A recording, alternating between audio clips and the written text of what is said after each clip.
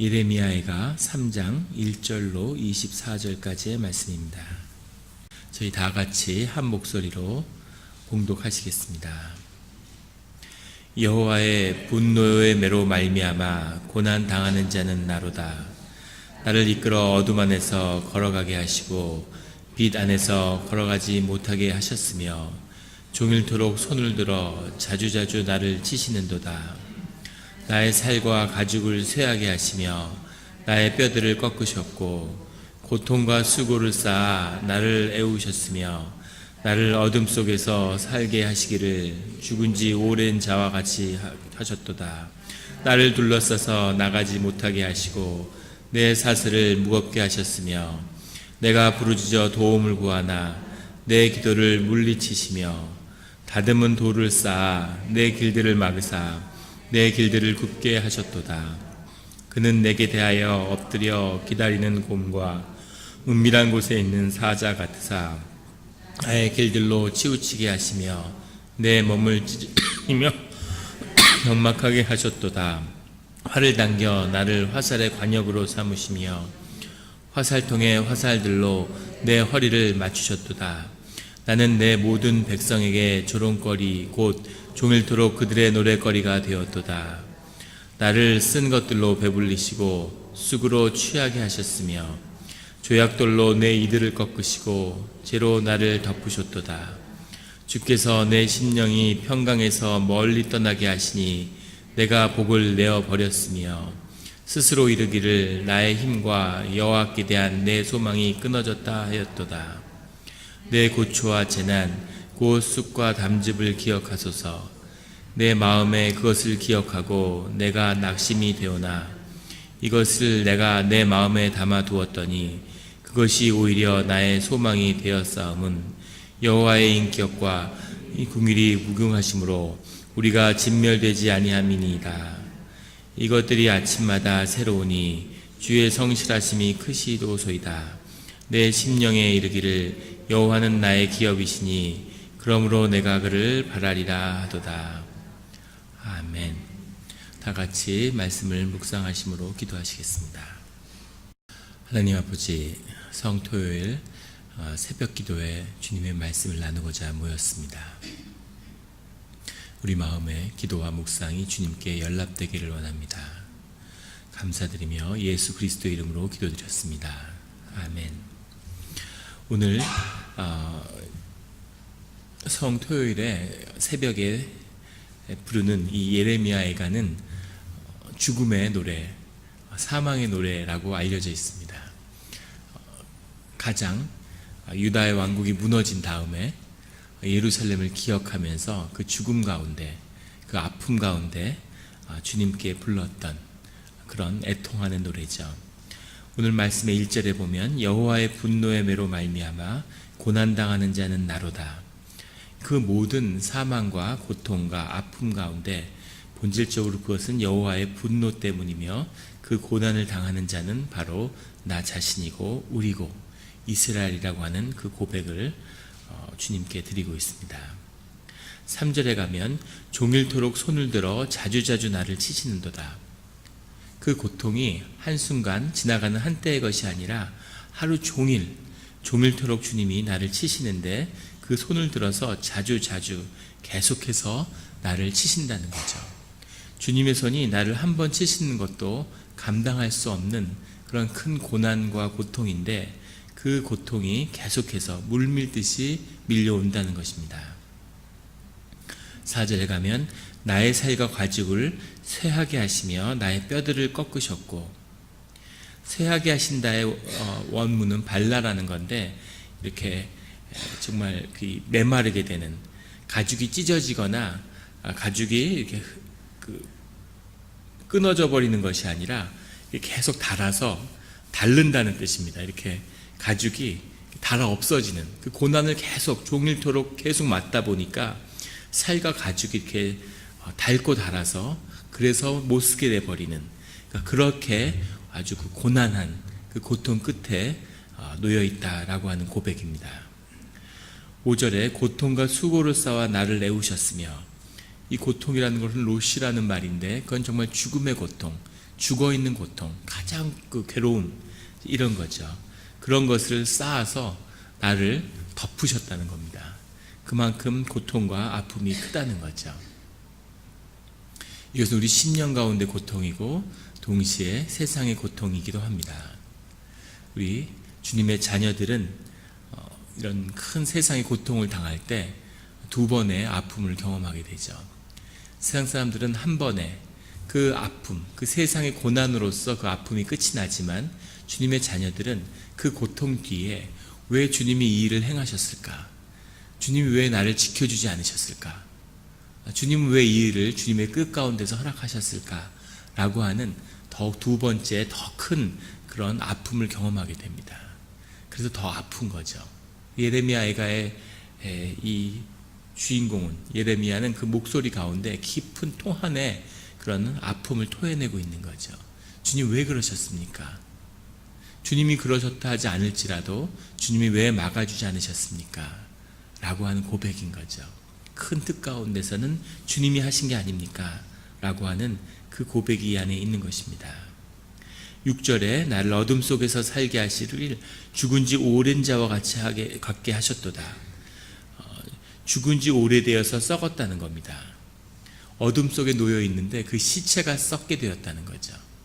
그 단순한 죽음이 아니라 죽음 뒤에 그 몸이 온전하면 부활할 수 있었다고 유대인들이 믿었는데 믿을 수 없는, 나사로가 나흘이 돼서 그 시체가 썩는 것처럼 이제는 구원의 희망이 없는 그 시체가 썩어가는 그런 상태에 놓이게 되었다는 거죠.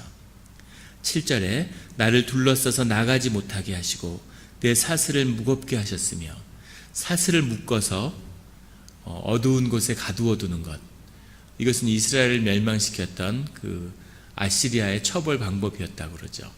실제 이스라엘과 유대인들이 당한 고통이기도 했고, 사람을 붙들어다가 어두컴컴한 지하 감옥 같은데 쇠사슬을 차고를 채운 다음에 그냥 버려두는 겁니다. 산채로. 그러면 나갈 수가 없고 움직일 수가 없는데 그 어둠 가운데 그렇게 죽어가는 거죠. 아주 고통스러운, 혹시 살려주지 않을까, 혹시 여기서 빼주지 않을까 하는 희망을 가질수록 더 고통스러운 거죠.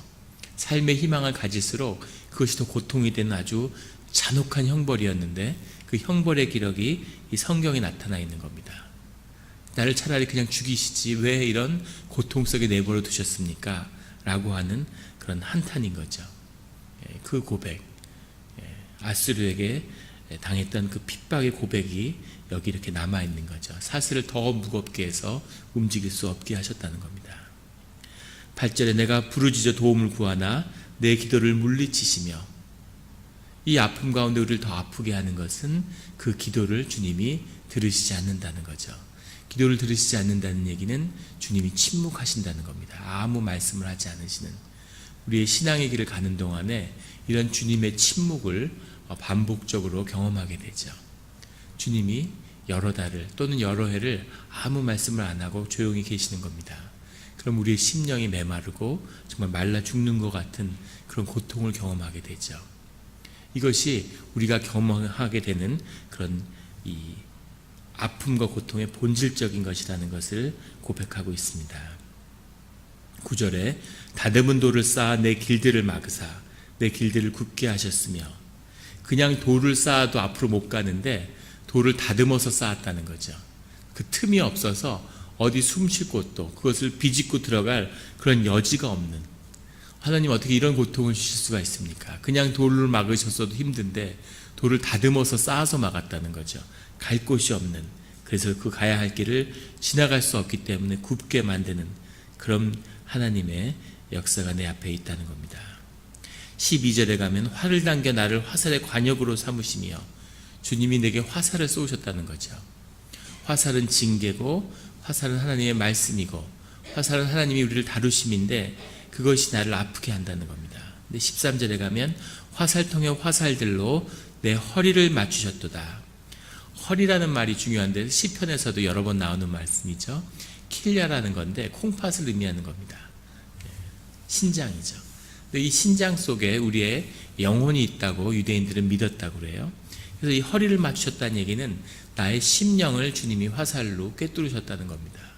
이것은 정말로 아픈 이야기죠.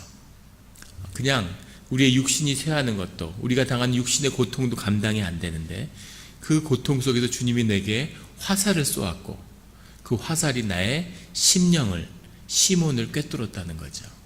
이것은 너무 비통하고 너무 아픈 겁니다. 나의 영이 죽어버리는 거죠. 그 어떤 고통 속에서도 영이 살아서 영으로 기도하고 그 고통을 주님과 함께 이겨내려고 했는데, 그것이 아니라 그 고통 가운데 그 고통을 주시는 분이 주님이고, 주님이 그 고통 속에서 화살을 나한테 쏘아서 그것이 내 심령을 꿰뚫어서 내 심령이 죽게 되었다는 겁니다. 완전한 죽음을 의미하는 거죠.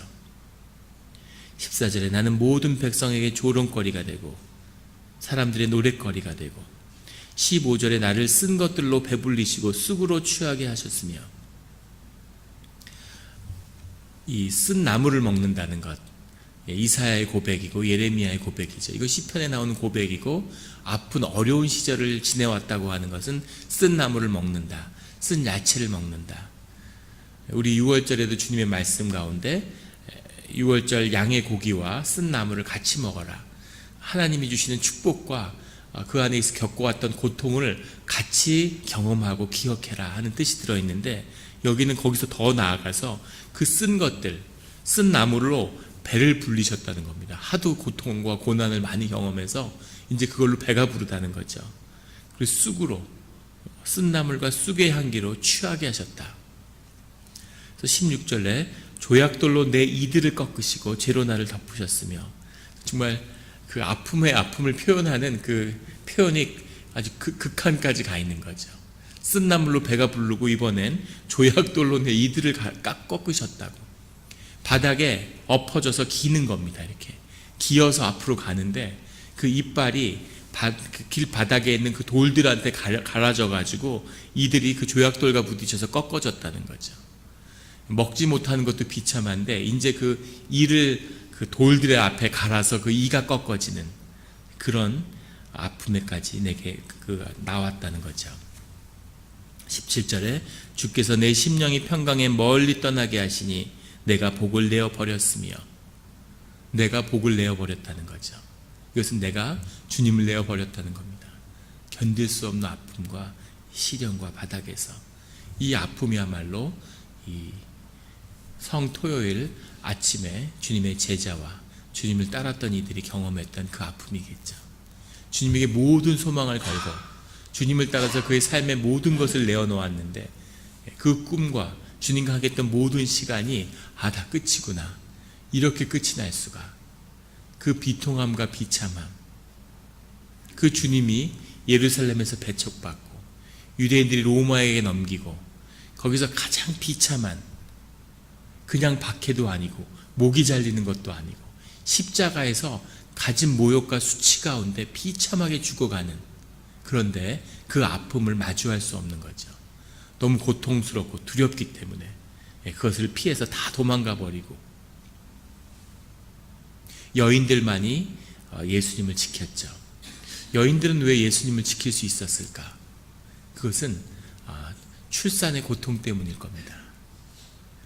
여성들이 남성들보다 훨씬 더 영적이고 더 성숙하죠. 제가 한국에서 사역할 때 50대 여신도회와 교회 규모가 크기 때문에 신도회가 연령별로 끊어져 있는데, 50대 여신도회와 50대 남신도회를 맡아서 이렇게 양쪽 그 두 신도회를 같이 사역한 적이 있습니다. 그래서 같이 야유회도 가고 다니면서 깜짝 놀란 건 뭐냐면, 말이 같은 50대고 그 가운데 대부분 부부들이시죠.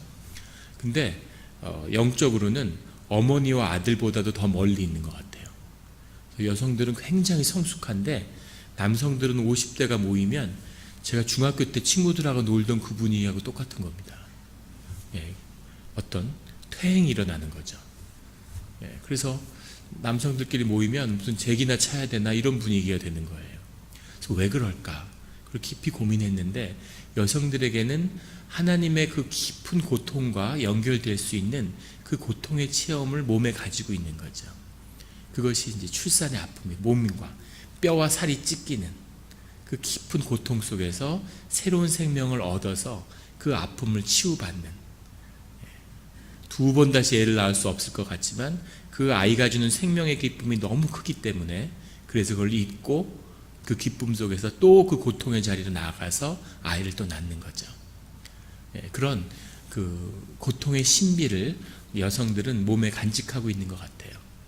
그래서 여성들은 정말 견딜 수 없는 고통과 아픔이지만 예수님을 향한 사랑과 연민으로 십자가 앞에 서 있을 수 있는 거죠. 근데 그의 제자들은 다 도망을 가버렸죠. 베드로는 심지어 예수님을 3번 부인했습니다. 목숨을 걸겠다고, 목숨을 바치겠다고 했는데 계집종 앞에서도 두려움에 사로잡혀서 예수님을 부인하고 예수님을 저주했죠. 이런 아픔인 겁니다. 내가 나의 복을 내어버렸도다 라고 하는 고백인 거죠. 비통한, 주님 나를 버리십시오, 나를 쳐다보지 마십시오, 이런 고백 가운데까지 나가 있는 거죠. 18절에 스스로 이르기를 나의 힘과 여호와께 대한 내 소망이 끊어졌다. 이제 주님 안에서 더 바랄 것이 없습니다. 이제 완전한 죽음으로 나간 거죠. 영도 죽고 육도 죽는. 19절에 내 고초와 재난 곧 쑥과 담즙을 기억하소서. 내 마음이 그것을 기억하고 내가 낙심이 되오나. 그리고 21절에 놀라운 반전의 고백이 들어있습니다. 이것을 내가 내 마음에 담아 두었더니 그것이 오히려 나의 소망이 되었습니다 라는 고백이죠. 그 고통과 있을 수 없는, 씻을 수 없는 이 아픔을 내가 그냥 간직하고 그 자리에 머물러 있었다는 겁니다. 그랬더니 놀라웠게도 그 아픔이, 그 담즙과 그 쑥의 기억이 나에게 소망이 되더라는 거죠. 이것이 고통을 그 끝까지 간 사람이 만나는 영의 신비입니다. 내 영이 십자가에 못 박혔는데, 내가 주님이 쏜 화살로 내 심령이 꿰뚫어졌는데, 내가 죽어서 내 복을 주님 앞에 버렸는데 이제 아무 희망이 없는데, 그런데 그 끝에서 다시 영이 살아나는 경험을 하게 되는 거죠. 거기서 다시 주님을 만나게 되는 겁니다. 이것이 십자가의 신비고 영의 신비고 심령의 신비죠. 죽음 가운데 누워있는데 거기서 괴로워하고 아파하고 괴로워하다가 거기서 주님을 깊이 만나서 다시 살아나는, 그것이 내 소망이 되는 체험을 하는 겁니다.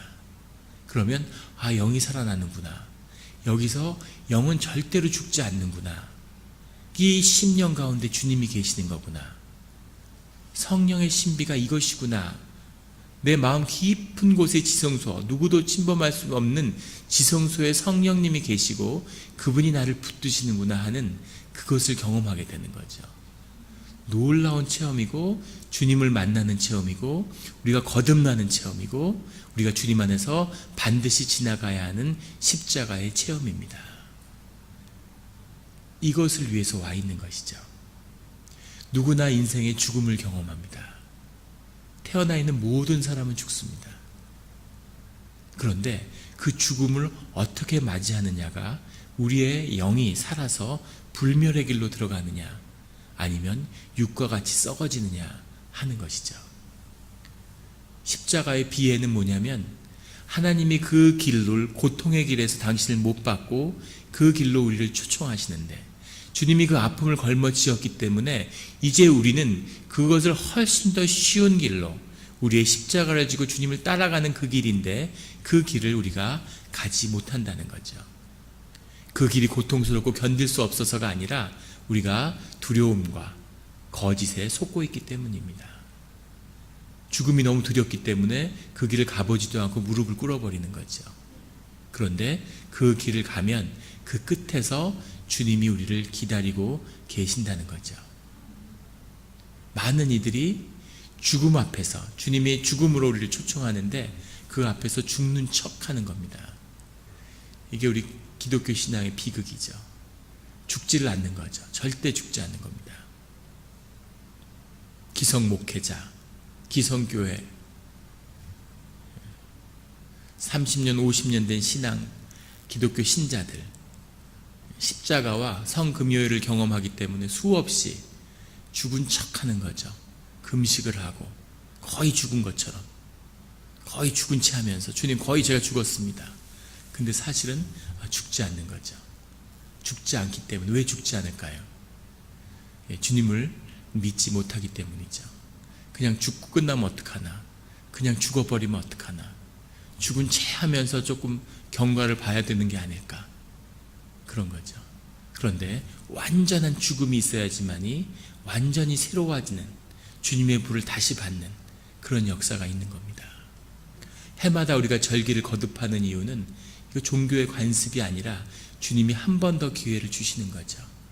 그래서 우리의 불을 완전히 꺼버리는, 불을 완전히 꺼버려야지만이 새로운 불을 받을 수 있는 거죠.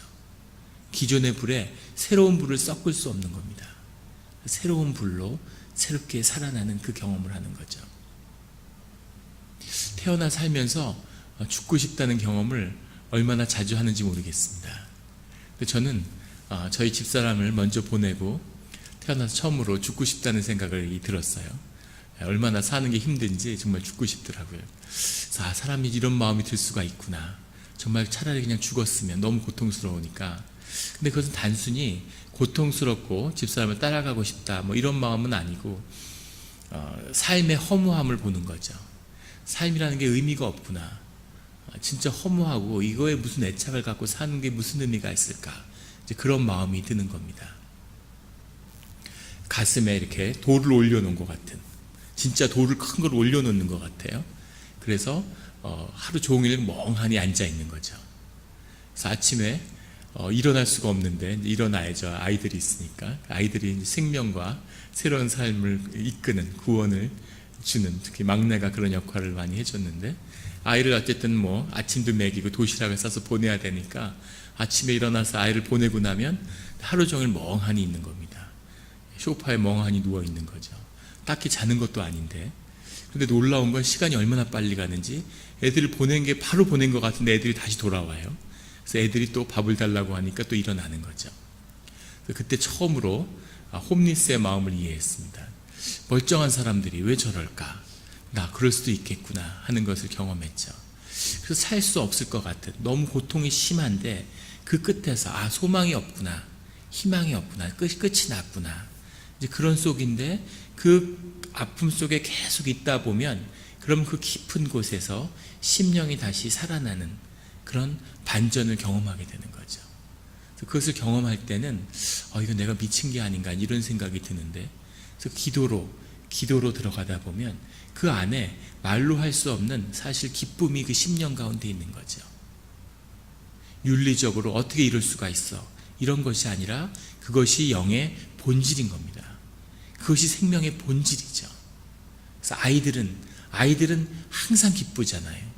너희가 어린아이와 같이 되지 않으면 천국에 들어갈 수 없다라고 하는 그 생명의 본질을, 그 깊은 심령 가운데 생명에 가면 다시 우리의 영이 살아나는 거죠. 이 고백을 예레미야가 드리고 있는 겁니다. 내가 내 마음에 담아두었더니 그것이 오히려 나의 소망이 되었구나. 주님이 나를 왜 괴롭히지? 주님이 나를 이렇게까지 하실 수가 있어? 근데 그 끝에서 주님이 계시는구나. 주님이 여전히 살아계시고 주님이 나의 삶에 개입하고 계시는구나 라고 하는 것을 통해서 위로를 받게 되는 거죠. 그러면 주님이 알아서 하시겠지, 주님의 뜻을 이루시겠지, 이것은 내 삶은 내 것이 아니라 주님의 것이구나, 그럼 주님의 뜻에 따라 가겠지 라고 하는 그 고백을 만나는데, 그것이 내 소망이 된다고 하는 거죠. 여호와의 인자와 긍휼이 무궁하심으로 우리가 진멸되지 아니함이라. 그래도 완전한 끝은 아니고 다시 회복시키시는구나 라는 것을 만나게 되는 겁니다. 이것들이 아침마다 새로우니 주의 성실하심이 크시도다. 어둠과 해가 지는 그 아픔 속에서, 해가 지기 전에 가장 어두운 그 순간에 끝이구나 했지만 하나님이 또 다른, 또 새로운 아침을 이렇게 불러오신다는 거죠. 그 아침을 마주하면서 내 경험과 내가 가진 것, 내 경험, 내 생각, 이런 것이 나인 줄 알았는데 그것이 완전히 죽어버리는 겁니다. 그게 완전히 죽어버리는 거죠.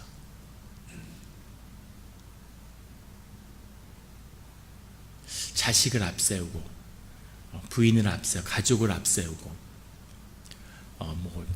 오랫동안 해왔던 사업이 망하고, 내가 내 삶의 의미와 가치를 뒀던, 내가 살아야 하는 이유가 됐던 그 어떤 것들을 주님이 가져가시는 거죠. 그러면 그것이 곧 내 삶이었기 때문에 죽을 것 같이 괴로운 겁니다. 실제 내가 죽는 거죠. 내 삶을 거기에 묶어놨으니까, 투사했으니까. 내가 사업에 나를 투사한 겁니다. 돈이 막 벌리면 실제 내가 살아나죠. 왜냐하면 돈이 곧 나기 때문에, 나이기 때문에 내 심령이 이렇게 회복되고 올라가는 걸 경험하는 겁니다. 그래서 그게 좋아서 자기 뼈가 상하고 몸이 녹아도 사업을 열심히 하는 거죠. 돈을 열심히 버는 겁니다. 자식에게 그걸 투사한 엄마, 싹한 마음이 돼서 아침부터 저녁까지 아이들을 데리고 다니면서 피곤하고 노곤해도 아이들이 잘하고, 아이들이 음악을 잘하게 되고 그림을 잘 그리고 공부를 잘하는 것이 내 기쁨이고 내 생명이 올라오는 거죠. 그런데 주님이 주님 앞에 주님을 가리는 모든 것을 다 치워버리는 거죠. 그래서 내가 녹는 겁니다. 죽을 것 같고 죽을 것 같다가 어느 순간 죽어버리는 거죠. 끝났구나. 내 삶은 의미가 없구나. 내 삶은 희망이 없구나. 그런데 거기서 주님을 만나는 겁니다. 내 삶을 묶어놓은 아무 닷줄이 다 없어지는, 거기서 내 닷줄을 내려야 하는 것이 주님이구나. 내 삶을 가서 어태치해야 되는 것이 주님이구나. 나의 본질이, 나의 영의 본질이 주님 안에 있는 거구나 라는 것을 만나게 되는 거죠. 이것이 고통의 신비고 고난의 신비입니다. 주님이 우리를 벌 주려고, 너 내 말 안 들어? 너 날 안 따라와? 날 안 경배하지 않아? 이러고 벌 주시는 것이 아니라, 주님이 이 삶의 본질에 주님의 고난을 받은 자는 그것이 주님의 축복이었다는 것을, 한 번 사는 삶 가운데 하나님이 큰 선물을, 축복을 우리에게 허락하셨다는 것을 알게 되는 거죠. 24절에 내 심령에 이르기를 여호와는 나의 기업이시니, 내 삶의 본질은, 내가 이루어 가야 하는 것은, 내 삶을 붙잡고 있는 것은 여호와하셨구나, 여호와 하나님이시구나. 그러므로 내가 그를 바라리라. 앞에 나오는 모든 고통과 심령의 죽음 그 끝에서 나오는 예레미야의 고백은 내가 그를 바랍니다. 내가 그를 바라리라. 여호와가 나의 삶의 주인이고 모든 것이었군요 라고 하는 고백이죠. 이것이 고난의 토요일, 이날 가장 죽음과 가장 삶의 밑바닥과 아무 희망이 없는 어둠 속에서 주님이 우리에게 주시는 구원의 복음입니다. 이것을 만나는 자는 복이 있습니다. 삶 가운데, 고통 가운데 괴로워하는 분들은 그것을 주님께 내어드리십시오. 정말 알 수 없는 건, 제 큰아이가 태어나서 오랫동안 한 6년 병투병을 했습니다. 생후 5주 될 때 요로 감염이었는데, 형태의 문제가 있으면 수술을 하는데 얘는 기능의 문제가 있고 너무 어리기 때문에 계속 약물 치료를 받은 거죠. 항생제 치료를. 항생제 치료를 한 6년 받으니까 나중에는 신장이 감염되는 게 더 안 좋은지 아니면 항생제가 더 몸에 나쁜지 구분할 수가 없어진 거죠. 그래서 의사 선생님이 더 이상 치료를 하는 게 의미가 있는지 모르겠다 이렇게 얘기하는 때까지 왔어요. 그런데 제가 아브라함이 자식을 하나님께 바치는 그것을 밤에 우연히 묵상하다가 단기 선교를 갔을 때인데, 선교 캠프에서 아이를 기도하면서 그 아이를 주님께 드렸습니다. 주님, 이 아이를 그냥 데려가십시오 라는 기도를 했죠. 그런데 그 기도를 드리고 나서, 근데 그 기도가 끊어질 수가 없는 거예요. 얼마나 두려운지. 그 기도를 하면 주님이 정말 데려가실 것 같은 거죠. 근데 주님께 내어드렸습니다. 그런데 그 당시 단기 선교를 왔던 그런 선교사분들이 와서 기도를 해주고 싶어 해서 기도를 해달라고 하니까 그 아이를 기도하는데 대언 기도를 하시는 거죠. 뭐라고 기도를 하냐면, 이 아이가 이제 너로 인해서 아팠지만 이제 너로 인해서 아플 일은 없을 거다 이렇게 말씀하면서 오늘 이 아이가 완전히 치유함을 받았다 이런 말씀을 주셨어요. 그리고 아이가 나았습니다. 기적 같은 회복이었죠. 성장을 제대로 하지 못할 거다, 항생제 후유증 때문에. 그런데 우리 큰애를 보면 아시겠지만 오히려 후유증 때문에 너무 큰 게 아닌가 싶을 정도로 너무 잘 컸어요. 키가 다 누가 봐도 키가 크죠. 하나님의 은혜에 늘 감사하는 거죠. 근데 그걸 경험하고 그 은혜가 있기 때문에 주님이 우리의 삶에 개입하면 언제든지 그런 기적과 회복을 보여주실 수 있다는 걸 알고 있죠. 그런데 저희 집사람도 4년 암투병을 했는데, 그런데 결국은 그 기도를 끝까지 못 드렸습니다.